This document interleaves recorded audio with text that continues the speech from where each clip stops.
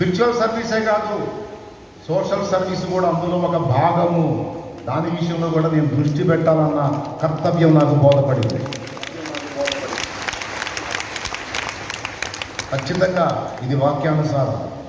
యాకోబు రాసిన పత్రిక 1:26, తండ్రి అయిన దేవుని ఎదుట పవిత్రమును నిష్కళంకమునైన భక్తి ఏదనగా. యాకోబు రాసిన పత్రిక 1:27, తండ్రి అయిన దేవుని ఎదుట పవిత్రమును నిష్కలంకమునైన భక్తి ఏదనగా, దిక్కులేని పిల్లలను విధవరాళ్లను వారి ఇబ్బందిలో పరామర్శించుటయు, ఇహలోక మాలిన్యము తన కంటకుండా తను కాపాడుకుంటూ ఉండేవి. సూపర్ మాట, ఒక్కసారి చూడండి.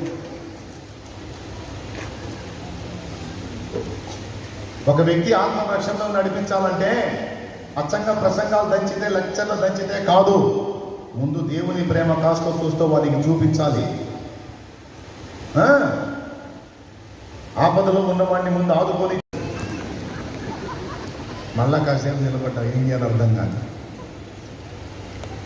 అప్పుడు మనకు అంత స్థితి లేదు, అంత స్తోమత లేదు, అంతంత మాత్రంగా ఉంది పరిస్థితి. వచ్చేదానికి ఖర్చులకి బ్యాలెన్స్ అవుతుంది. నిద్ర వచ్చిన స్తోత్రం చెప్పండి.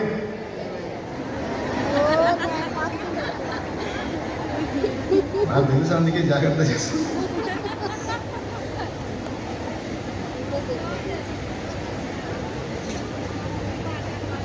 బాధ కలిగింది కదా మీకు? ఏదో ఇప్పుడు నా మీద మీకున్న అభిమానాన్ని బట్టి బాధ కలిగిందిలే, కానీ నేను ఆమెను ద్వేషించడం తప్పు పట్టాను. అది నాకు ఎదురు కాకపోతే నా హృదయం ఎలాగుండేదో, ఆ సన్నివేశం నాకు ఎదురైనందున దేవునికి ప్రార్థన చేశాను. ఏమన్నా తెలుసా, నా దగ్గర స్తోమతుంటే ఆ తల్లిని, ఆ బిడ్డని, అలాంటి బిడ్డలు ఇంకా 100 మందినైనా బతికిస్తా కదా, బతికించుకుంటాగయ్యా.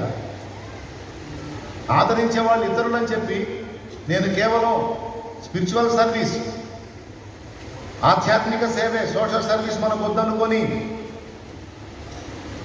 నేను ఆ సేవని నిర్లక్ష్యం చేసి ఈ సేవలో దృష్టి పెట్టాను. మరి ఆ విధమైన పరిస్థితుల్లో వస్తే నేను ప్రేమ చూపడానికి నా దగ్గర ఏమీ లేకపోతే నేను ఎలా చేస్తా?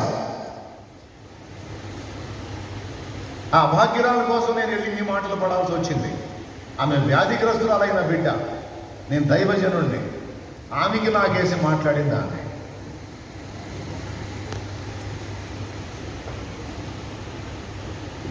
దేవుని ముందుకు వచ్చి కన్నీరు గార్చాను. అంటే అక్కడ నా హృదయంలో ఏం పడింది? ఆ సన్నివేశం